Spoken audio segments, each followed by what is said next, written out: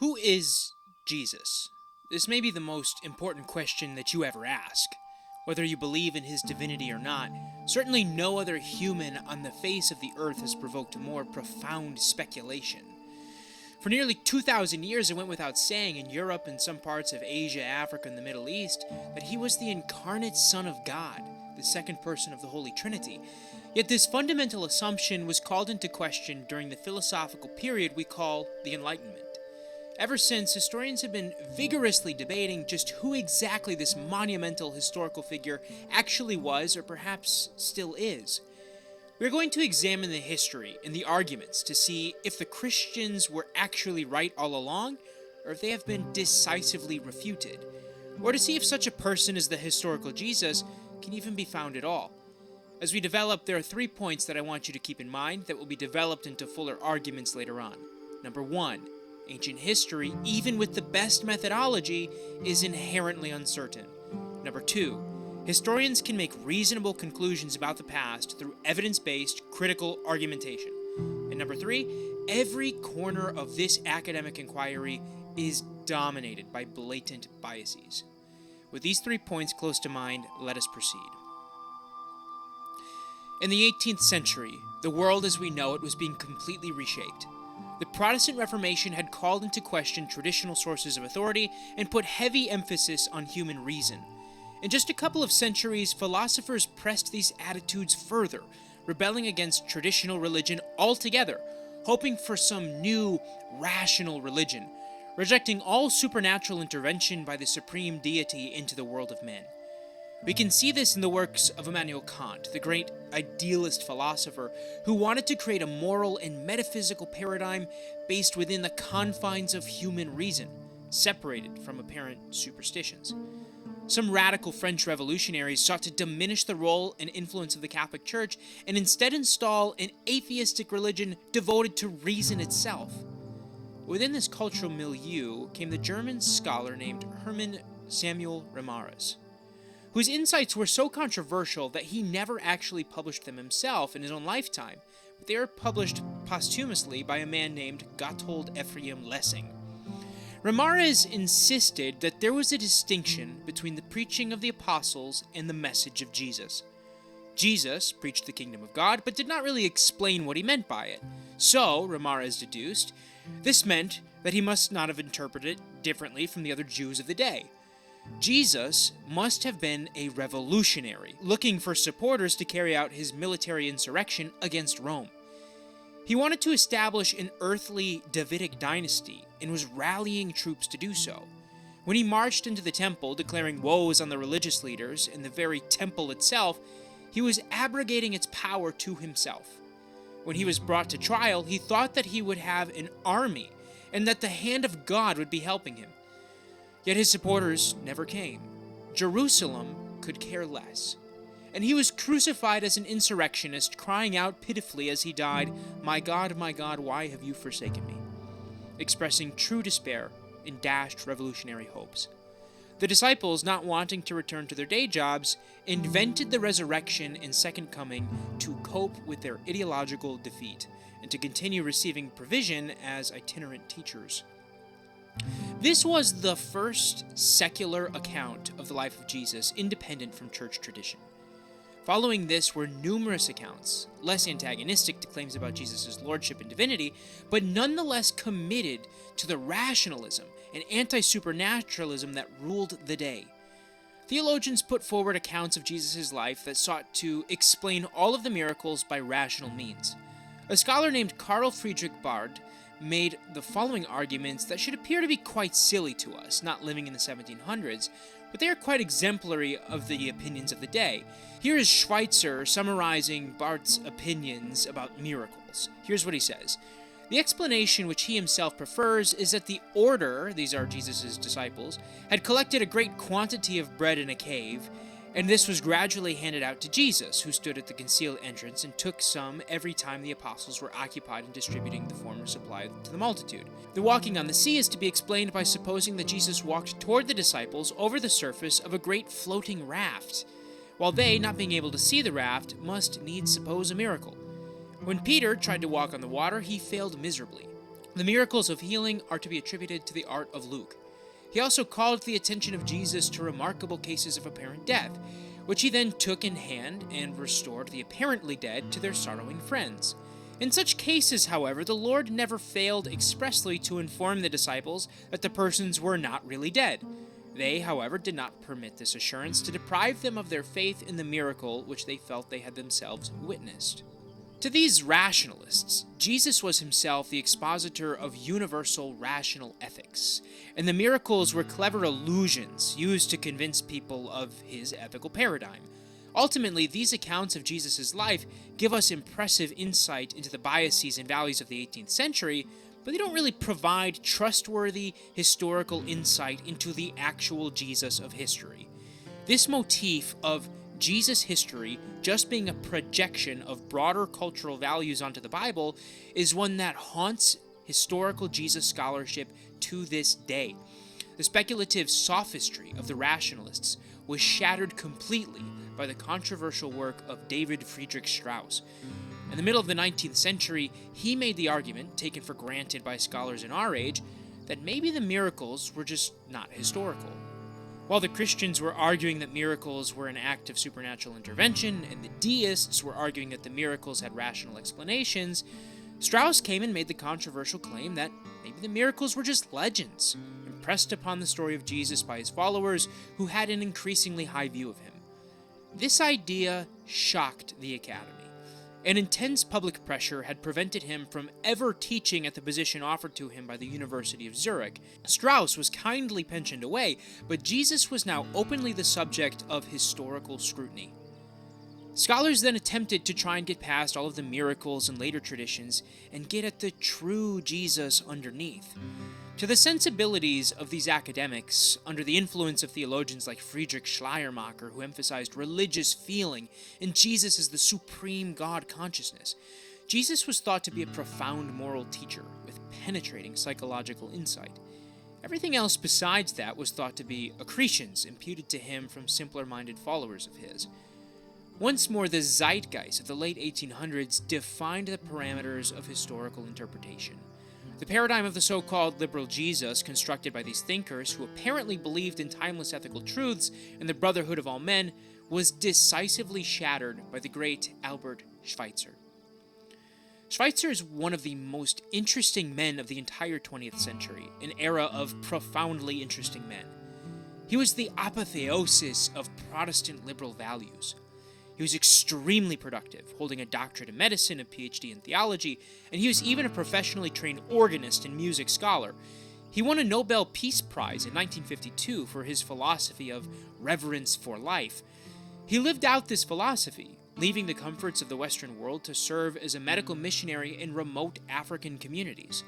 His pen pal Albert Einstein said of him, "There in this sorry world of ours goes a great man." Now, Schweitzer's take on the historical Jesus completely transformed the Academy. He said famously that the historical Jesus will always be to our time a stranger and an enigma. By this he meant that the vast majority of scholarly portraits being presented were just projections of the scholar's own values and cultures, that we should expect the real Jesus of history to have been quite different from us. The main thematic emphasis of his work was on eschatology, or a study of the last things. He argued quite persuasively that Jesus was not primarily a teacher of universal moral truths, but an apocalyptic Jewish preacher expecting the imminent end of the natural order and the miraculous ushering in of the utopian kingdom of God. That, for Schweitzer, was the true Jesus. Neither he nor his teaching appealed to our modern sensibilities. He was from a completely different world and consequently held to an entirely different worldview. He argued that Jesus believed that before the New Age would dawn, there would be a great tribulation period for the people of God. And furthermore, that he could suffer that tribulation on behalf of the people of Israel. And at the end of his suffering, God would divinely initiate his deliverance and usher in the new kingdom. Yet, when Jesus was on the cross, so Schweitzer argued, such rescue never came. He said of Jesus that he was a man who, quote, laid hold of the wheel of the world to set it moving on that last revolution, which is to bring all ordinary history to a close. It refuses to turn, and he throws himself upon it. Then it does turn and crushes him." End quote. This perspective changed the course of academic theology and biblical studies entirely. Now, even 100 years later, when people discuss the scholarly pursuit of the historical Jesus, it is Schweitzer's Jesus that frames the conversation.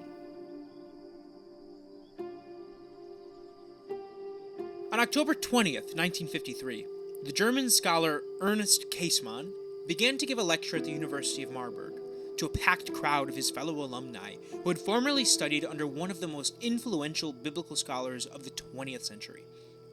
Käsemann stunned the room, opposing the status quo established by his mentor Rudolf Bultmann, reigniting what was the dormant debate about the real Jesus of history. It had been 47 years since Schweitzer published his landmark work on the quest of the historical Jesus. He had shaken the academy so dramatically that for those nearly 50 years, few scholars had any interest in trying to discern the Jesus of history at all. Bultmann in particular did not even consider the details of Jesus' life to be all that important. His theology was thoroughly existentialist. What mattered to him was not the details about Jesus, but the individual's personal encounter with God. For him, as with Schweitzer, the world of Jesus was far more removed from our own than we cared to admit. The stories of the New Testament were myths that needed to be demythologized to be valuable to contemporary readers. Thus, an historical examination of the history of Jesus was both futile and unnecessary.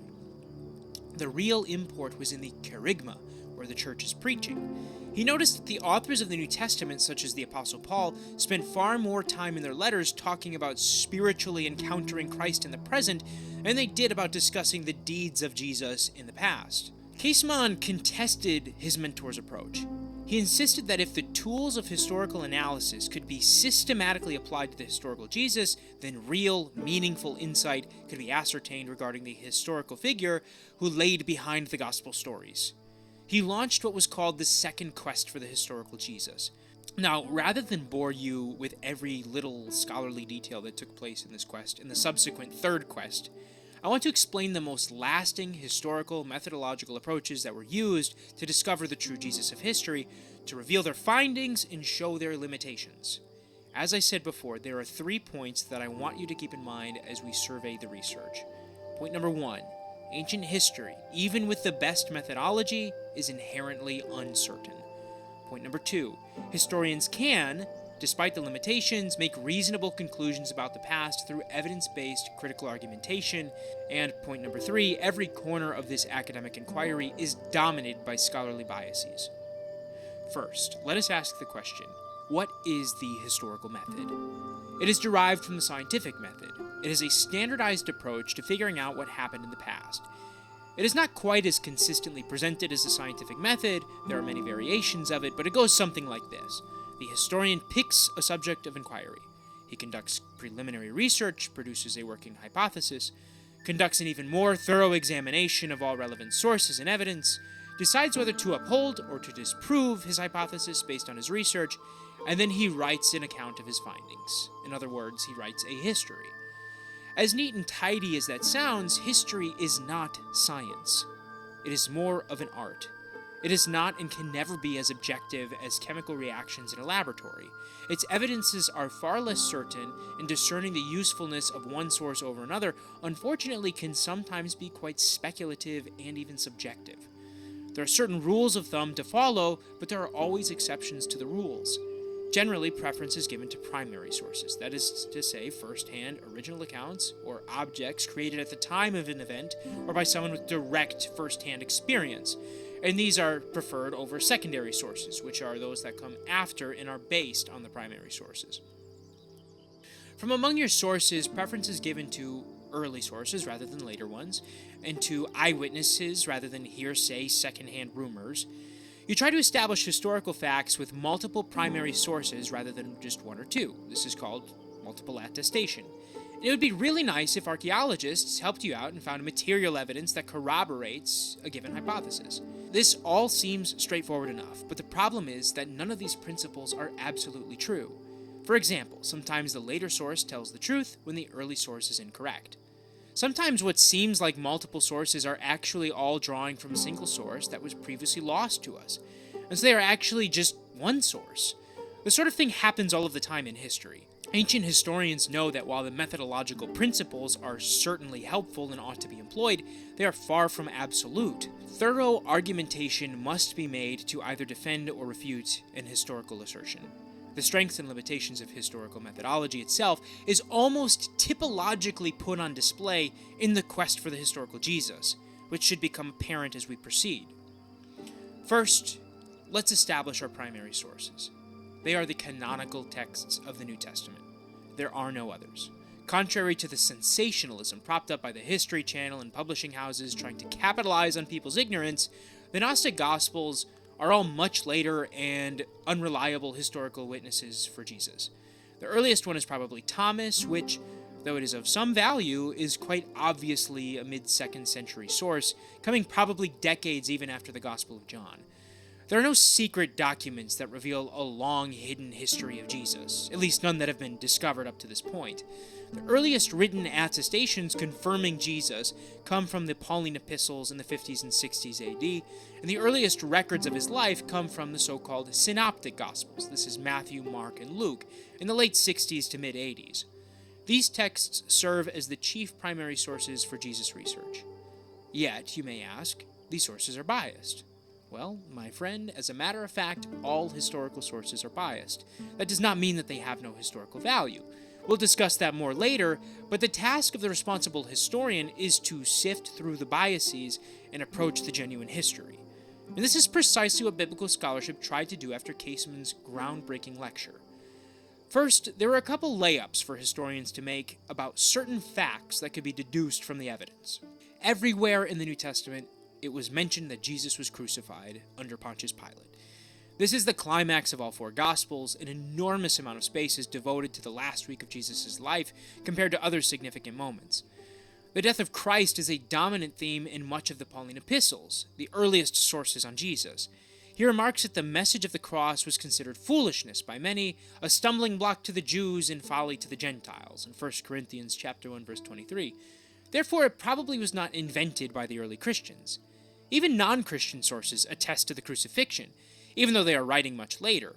The Roman historian Tacitus says in the early 2nd century, the year probably 116 AD, "Therefore, to scotch the rumor, Nero substituted as culprits and punished with the most utmost refinements of cruelty a class of men loathed for their vices, whom the crowd styled Christians. Christus, the founder of the name, had undergone the death penalty in the reign of Tiberius by sentence of the procurator Pontius Pilate, and the pernicious superstition was checked for a moment, only to break out once more not merely in Judea, the home of the disease, but in the capital itself, where all things horrible or shameful in the world collect and find vogue." Josephus, a Jewish author from the 90s AD, mentions Jesus as well. His quote was probably slightly modified by later Christian scribes, but most scholars think that some of the quote is actually genuine. I will provide the full quote, and the probable Christian interpolations are in bold.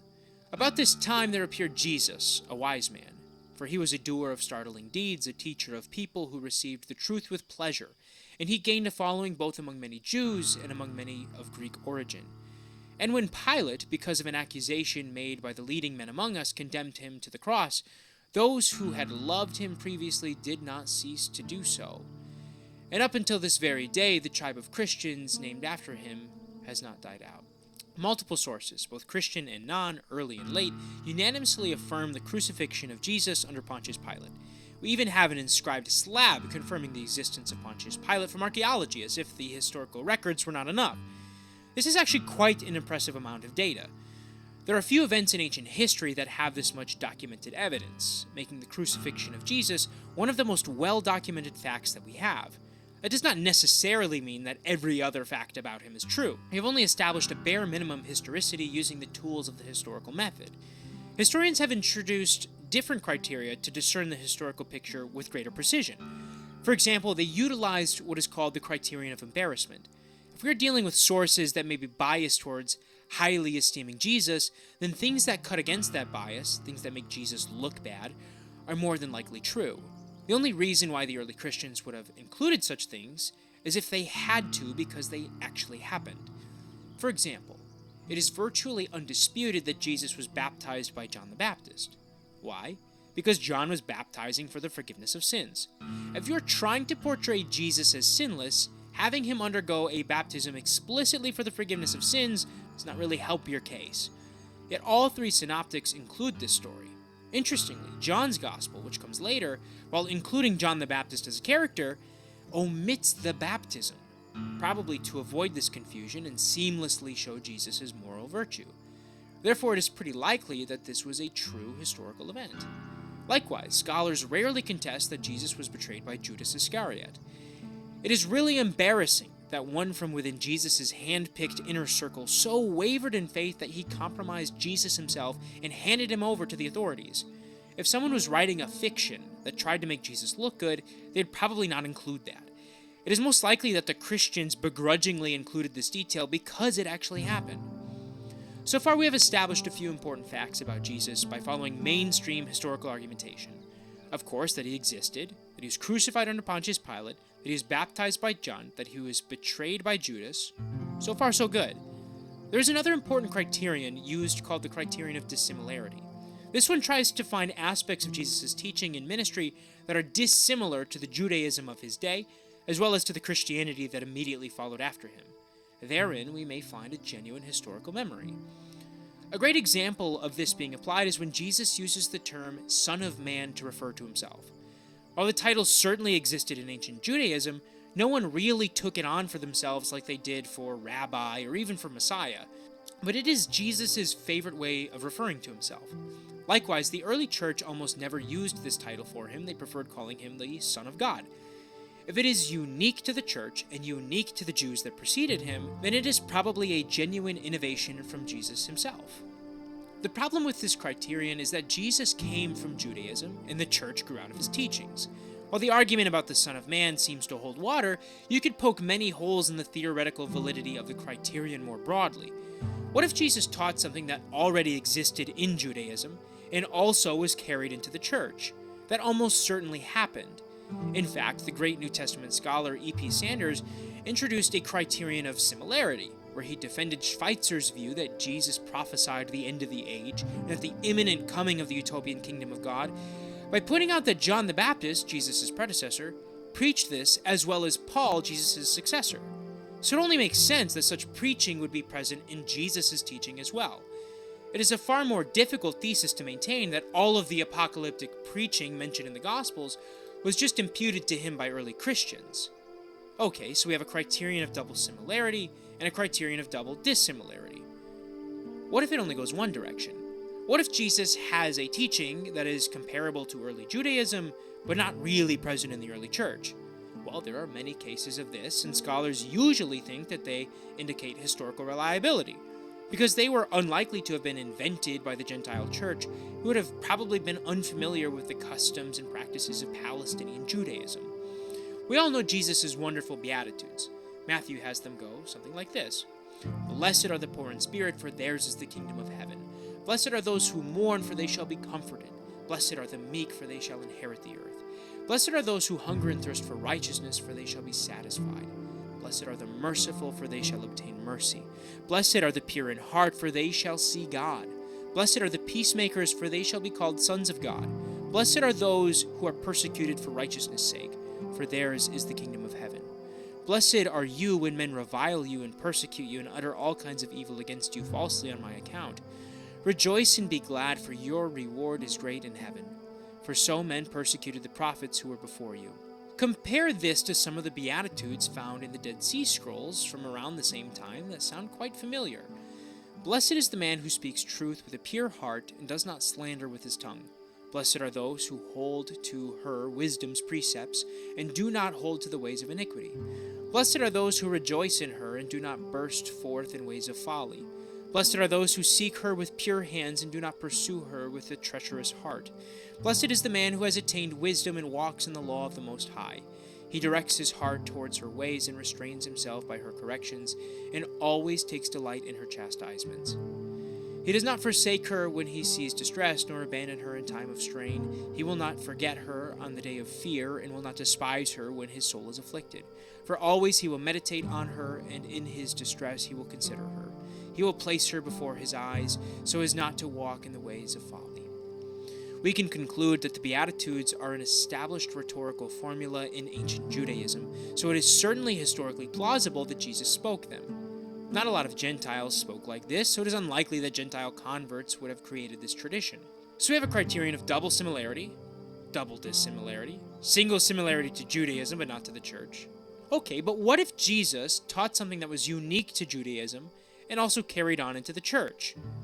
That's also more than plausible. You don't really start religious movements by saying the same thing as everybody else, and those unique contributions tend not to be easily forgotten by your followers. So there could hypothetically be a criterion of single similarity going the other way too. But wait a minute. Have we not just established a historical criterion validating every single possible scenario? Double dissimilarity, double similarities, single similarity from Judaism but not Christianity, and single similarity from Christianity but not to Judaism. Don't these criteria stop functioning as reliable ways of ascertaining the historical truth if you can make a plausible historical case for pretty much every situation given the right argumentation? How effective are these methodological approaches actually? These problems associated with the study of the historical Jesus were brought to the fore quite dramatically in the 1980s by the now infamous collection of scholars known as the Jesus Seminar. In 1985, the biblical scholar Robert Funk started an organization of about 50 scholars and 100 educated laymen on the West Coast whose purpose was to come up with collective decisions about what they considered to be historically reliable in the Gospels, and what they didn't based on their historical research. It was called the Jesus Seminar. The media had a field day with this, mostly because their conclusion was nothing like the Jesus of traditional Orthodox Christianity. It was being hailed as a scholarly consensus about the historical Jesus. One of the many issues was that their conclusions were not at all representative of the broader academy. The illusion of a scholarly consensus actually exemplified dramatic issues within the world of historical Jesus studies, and this methodological crisis that would ultimately lead once again to much of the academic biblical world doubting the utility of the entire enterprise of historical Jesus research. What happened? What caused this collapse in trust for the historical Jesus researchers among academics? The seminar represented a particular school of thought. Biblical scholars such as Robert Funk, the seminar's founder, Marcus Borg, and John Dominic Crossan all had very similar ideas about Jesus, and their perspective was widely affirmed by the other scholars associated with the seminar. But their view was completely different from many of the other major figures in biblical studies at the time. Figures like W.D. Davies, E.P. Sanders, J.P. Meyer, and the up-and-coming Dale C. Allison Jr. were giants in the field, and their portraits of Jesus were completely different, sometimes the opposite, from those argued by the seminar. The Jesus constructed by the seminar was a pacifist, ethical teacher who argued for an egalitarian society and peacefully opposed Roman imperialism and was martyred as a consequence. He had no concern for the end of the world or even for the resurrection of the dead. What he wanted was care for the marginalized and the acceptance of women and foreigners. In other words, he was a progressive West Coast liberal, just like all of the scholars in the seminar. He was like a first-century Gandhi or Martin Luther King Jr. How did they arrive at their conclusions, and what was wrong with their methodology? I'm going to focus on John Dominic Crossan for this, because he was probably the most influential scholar at the time, and he had the most developed method. Here's how he got his conclusion. He was trying his best to be a rigorous historian. He was looking for aspects of Jesus' life that had multiple attestation and early attestation, which is what good historians are supposed to do. So he organized different gospel material into tiers, which he called strata, borrowing from archaeology, based on date of authorship, and then he tried to group together content that was attested from multiple places. Practically, it looked like this. In stratum 1, he put materials from 30 to 60 AD, including the uncontested Pauline epistles, the hypothetical document Q, which is just the material that's common between Matthew and Luke, but absent from Mark. He also controversially included all of the Gospel of Thomas in the first tier, believing it to predate all of the other Gospels, an opinion that few scholars agree with, and even more controversially, he placed a speculative cross-gospel, which is derived from the Gnostic Gospel of Peter, which is honestly incredibly unprecedented and unconventional to say the least. In stratum 2, which he had as dated from 60 to 80 AD, he placed Mark and some other early Christian texts.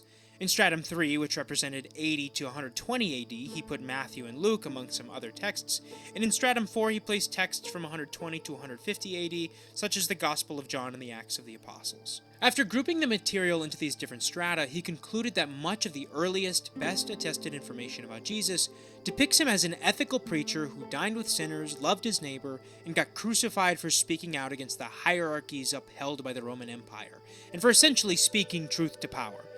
He could not find in his earliest stratum hardly any material concerning miracles or preaching about an imminent future kingdom of God. Instead, he found a Jesus preaching about the kingdom of God as a metaphor and an experience realized in the present through acts of compassion.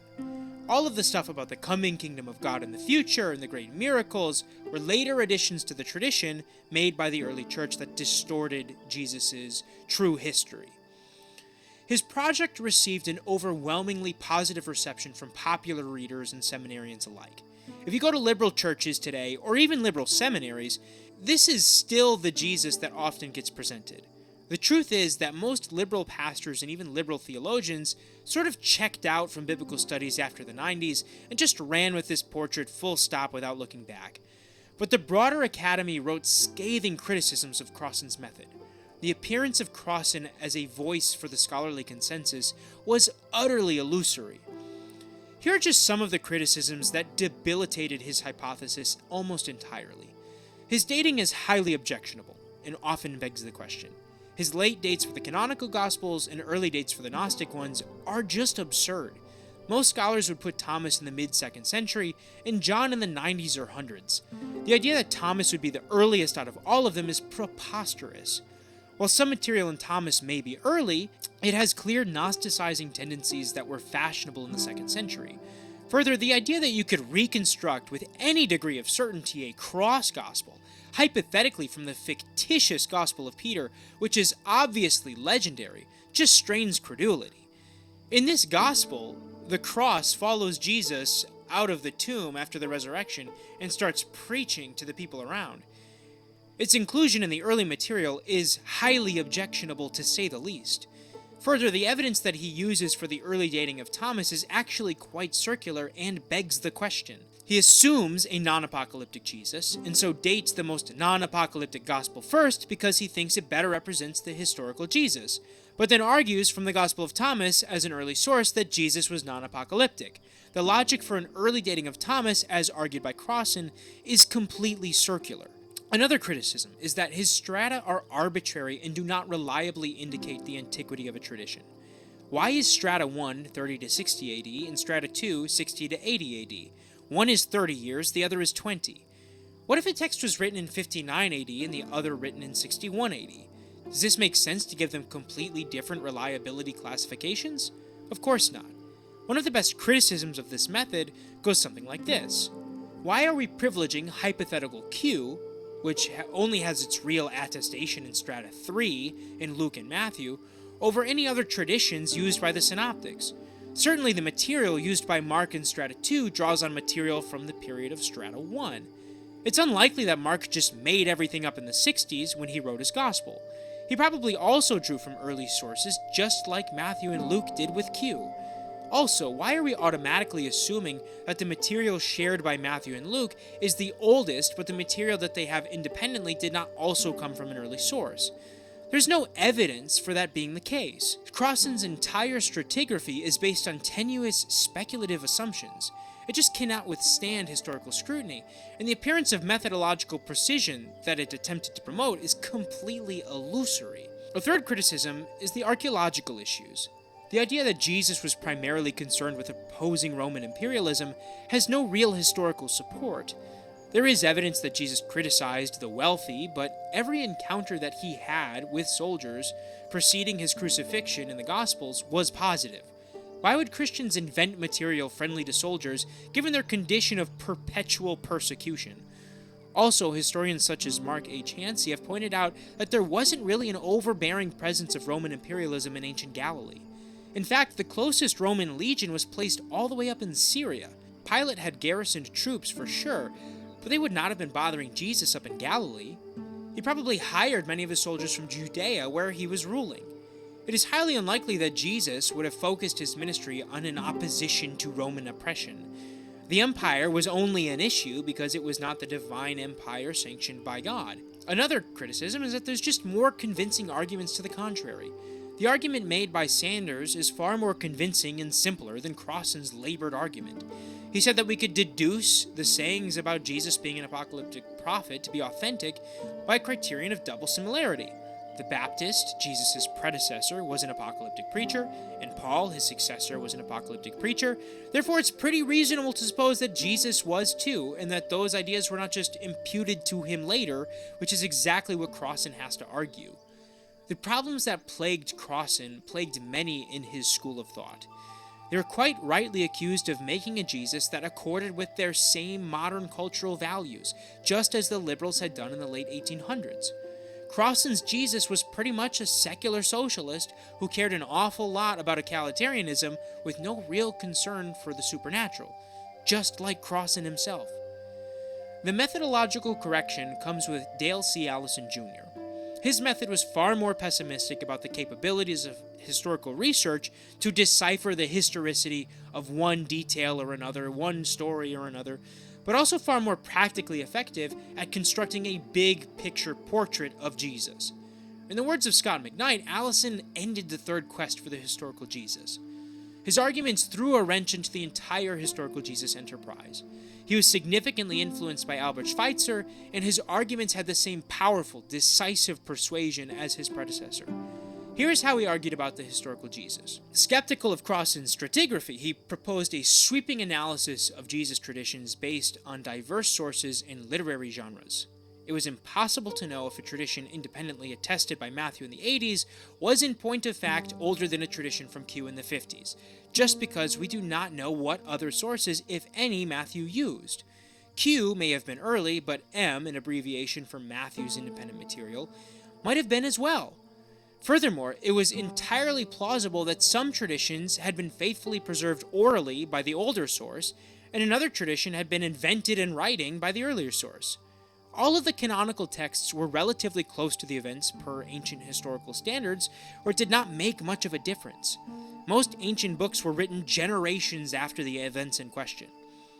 First, Allison divided the synoptic materials up into different sources: Mark, Matthew's unique material M, Luke's unique material L, and Q. Once again, Q is the material shared between Luke and Matthew, often assumed to be an early independent source.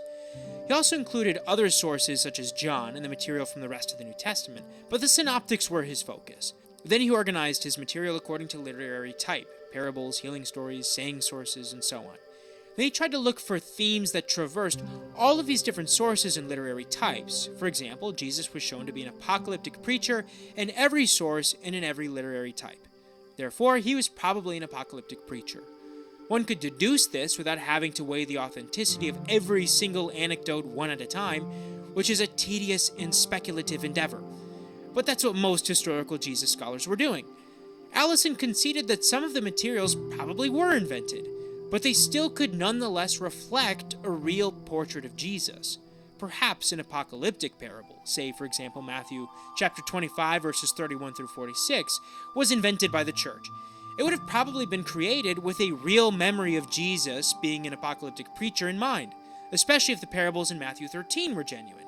Either way, if there is enough material across sources and genres to establish the validity of a theme, then there probably is an accurate historical picture lying underneath it.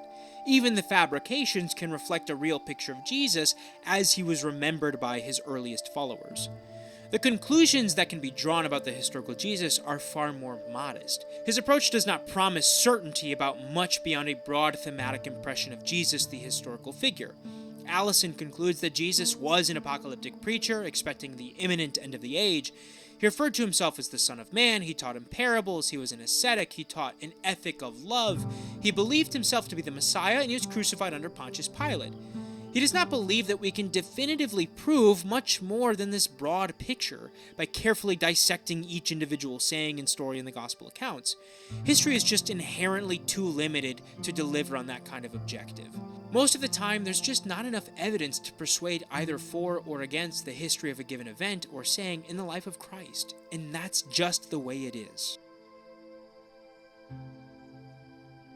In my opinion, Allison's methodological approach to this historical Jesus is the most robust and critically sustainable. Yet when applied consistently, it leads to some interesting places. He applied his method to many different themes and found them to bear the weight of historical scrutiny. Most of these are rather uncontroversial, and if ever there were such a thing as a scholarly consensus in biblical studies, they would be contenders for it. Jesus preached the kingdom of God, Jesus was crucified, he preached an ethic of love, etc. But then Allison applied his method to the question of whether or not Jesus performed miracles. And this is where it gets interesting. He concluded quite conclusively that Jesus was understood to be a miracle worker, and as a matter of strict historical methodological application, you cannot avoid such a conclusion. Now, to clarify, he is not saying that we have proof that Jesus worked miracles, but rather that all of the available historical evidence indicates that he was understood by the earliest sources quite unequivocally to have been one. The dominant reason why someone might reject the idea of Jesus as a miracle worker would be because of an ideological commitment to the anti-supernaturalism proposed by David Hume, which in his mind was quite objectionable. Just operating on purely objective imperial grounds, such an outright rejection of Jesus' work as a miracle worker cannot be maintained given the historical evidence. Dr. Allison was a professor of mine at Princeton Seminary. When I first read his books and heard him lecture about this, I was quite stunned. It really called into question a lot of the naturalistic biases that I had going into biblical studies. His refusal to shrink from the miracle-working Jesus in the face of the naturalist zeitgeist that dominated the secular academy made a huge impact on me. Studying with him led me to 3 conclusions about the quest for the historical Jesus, and here they are. Number 1, the historical method has some real utility. Historical Jesus studies have made some well-established historical arguments that have become somewhat of a scholarly consensus. The portrait of Jesus as the preacher of the kingdom of God, the teacher of ethics rooted in love, and the crucified leader of a Jewish sect is well founded in the historical data. Conclusion number 2. History is not a science, and it is inherently uncertain. Apart from a few examples like the ones I just mentioned, the term scholarly consensus in historical Jesus studies is completely meaningless. Consensuses over the past century have oscillated, and scholars have been completely incapable of agreeing on some of the most fundamental aspects of Jesus' life. Everyone agreed that Jesus preached the kingdom of God, but scholars have never been able to agree if that kingdom was apocalyptic in its expectation or merely a present experienced reality, and it is perhaps the most central aspect of Jesus' teaching. If scholars cannot agree on that by applying the historical method, then the method is severely limited in its ability to reliably ascertain the historical picture. Conclusion number 3. The only Jesus we have is the Jesus of the Church. Some scholars, such as N.T. Wright, have argued that the most historically plausible Jesus is the one who makes sense within Judaism and explains the rise of the Church. The Jesus who is only like Judaism or only like the Church is suspicious. The one who fits the bill for Wright is pretty well in line with Jesus as he's described by the Gospel authors. Many scholars, including James Dunn, have pointed out that it is an unchanging fact that the earliest, most reliable sources that we have regarding Jesus are from those who are literally worshiping him. The only Jesus we have is a Jesus that is remembered by the Church. Does this mean that the early sources are biased? Of course they are. Does that mean that, therefore, they have no historical validity? Of course not. That is a non sequitur. If I wrote a biography about my mom, whom I love, it would certainly be biased, but it would also be one of the most valuable resources on the history of my mother ever produced. History is not a simple binary of biased and unreliable versus unbiased and reliable. Modern historians recognize that everyone has prejudices that shape their interpretation of reality, and you cannot just dismiss the historicity of an account outright for being biased. You have to actually argue for why a certain bias in a particular instance makes a given report untrustworthy. Historians employ complex argumentation to argue why one report is more valuable than another, and sometimes the guy who is biased is actually telling the truth. Of course, he often embellishes things and even perhaps misremembers because of his own emotional fervor, but you cannot assume outright which it is based on the mere recognition of a bias being there. Every historian is biased to some degree. The mere fact that Thucydides wrote a history of the Peloponnesian War reveals his prejudice for military affairs rather than for philosophy. The fact that he mostly details the acts and speeches of major political figures and generals over the experiences of disaffected peasants and average foot soldiers reveals a bias towards those wielding power, even though accounts from the latter would certainly help provide a complete picture of the war. Just because he has these biases does not invalidate the details of his history outright. It just demands that we keep such things in mind when we assess the historicity of his work. Furthermore, it's unreasonable to have an expectation that all historical sources, and even the best historical sources, be emptied of subjectivity. For example, the person who witnessed the sacking of Jerusalem firsthand in 70 AD would probably write a far more emotionally charged, prejudiced, and even polemical account of that event, shaped by the unimaginable trauma that it induced. It would be far more biased than the guy who received all of his information secondhand. Yet the former might actually be more valuable as a resource than the latter because of his first-hand experience. We are all human beings, and we can never truly separate our minds from our emotions. Sometimes witnessing historical events themselves or reporting on them as careful historians do changes the emotional condition of the person writing about them. Only a psychopath would read the history of the Soviet Union's persecution of Christians and not come away with a virulent indignation against its perpetrators. It would take exceptional skill, restraint, and commitment to objectivist ideals to maintain the appearance of an unbiased perspective when writing about these things. Let's assume, just for the sake of argument, that Christianity was objectively true and Jesus rose from the dead and ascended into heaven. Would we expect the first reporters on this event to not be emotionally shaped by it? Would we expect them to maintain a commitment to strict objectivity? Absolutely not. We would probably expect them to convert to Christianity and to want to share that new reality with the whole world. If the Gospels are true, they would probably be written just as they are now.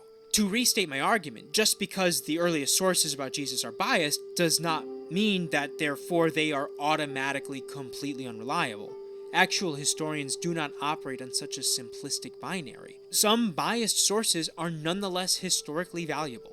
It takes thorough argumentation to assess whether or not a source should be rejected, and bias may provide motive for fabrication, but it is not automatically indicative of one. As a historian, would it be nice to have sources from the first century from Jews who were opposed to Jesus? Of course. But we don't have those. We just have an enormous amount of data from his supporters that must be carefully examined and sifted through. Finally, being that the only Jesus that we have is the Jesus preserved by the church, to leave it for an impression of Jesus that is a historical reconstruction is not all that enticing for me personally. The Jesus of Hermann Samuel Reimarus in the 1700s is far different from the Jesus of David Friedrich Strauss in the 1800s, which is far different from the Jesus of Albert Schweitzer in the 1900s, which is far different from the Jesus of John Dominic Crossan in the 2000s. Scholars have always, and still continue to make Jesus in the image of themselves. John Dominic Crossan's Jesus was an egalitarian proto-Marxist, just as he was. The Jesus of Craig Blomberg is an evangelical Christian. Many of the so-called scholarly consensuses in biblical studies are just fads, here today and gone tomorrow. In all honesty, if you want to stick with the Jesus of the church, I don't see any overwhelming reason not to historically. Of course, some rigorous, reliable historians find such a thing to be unthinkable, but other historians, just as qualified and competent, are committed traditional Christians. There is not a singular agreed-upon historically plausible Jesus. There are numerous. Some are more orthodox than others. The quests for the historical Jesus have not buried the traditional Christian belief, as many sensationalist publishers and figures would have you believe. The reality of historical Jesus studies is not so black and white. Schweitzer was correct when he said that the historical Jesus will always be to our day a stranger and an enigma. Those words hold just as true for the internet atheist as for the fundamentalist Christian. The ascetic, miracle-working, apocalyptic preacher of love will always strike us as quite unusual and mysterious. If I have learned anything from the quests for the historical Jesus, it is that whoever thinks he has completely figured him out probably hasn't. The ambiguity is baked into the cake, and perhaps, speaking theologically, that's the point. Thanks so much for watching. If you like the content, please like and subscribe. Let me know your thoughts in the comments.